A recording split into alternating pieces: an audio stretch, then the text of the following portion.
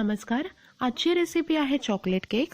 हा केक बनवण्यासाठी लागणारे सर्व साहित्य मी डिस्क्रिप्शन बॉक्समध्ये दिलेले आहे.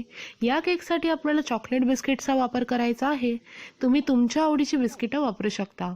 सर्वात आधी घेतलेली बिस्किटं आपल्याला मिक्सरमध्ये बारीक वाटून घ्यायची आहेत. आता या चुऱ्यामध्ये आपल्याला दूध घालायचं आहे. दूध हे रूम टेम्परेचरचं हवं, ते अति थंड किंवा अति गरम असू नये. त्यानंतर यामध्ये आपण पिठी साखर घालणार आहोत. आता आपण यामध्ये वितळलेलं बटर घालणार आहोत. तुम्ही बटरऐवजी तुपाचा देखील वापर करू शकता.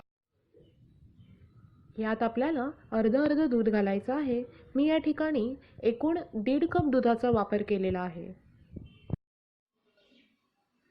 या केकच्या बॅटरची कन्सिस्टन्सी साधारणतः डोस्याच्या बॅटरप्रमाणे हवी.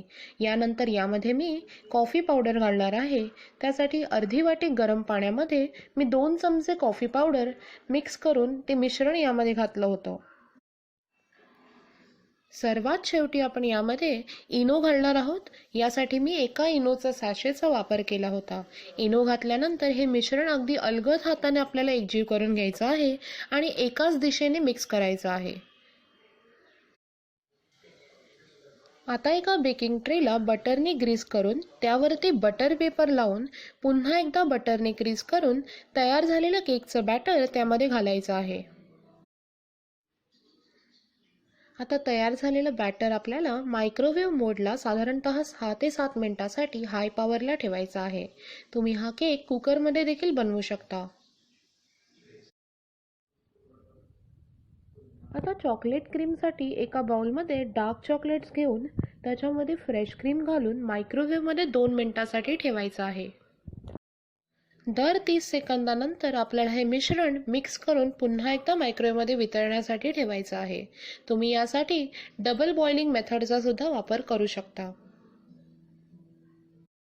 केक साधारणतः अर्धा ते 1 तास थंड झाल्यानंतर आपण डेकोरेशनसाठी तयार झालेलं चॉकलेट क्रीम केकवरती अशा पद्धतीने पसरवून घेणार आहोत.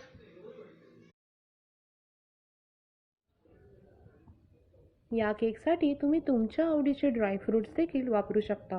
मी या ठिकाणी सजावटीसाठी बदामाच्या कापांचा वापर केलेला आहे. तुम्ही चॉको चिप्स किंवा स्प्रिंकल्सचा देखील वापर करू शकता.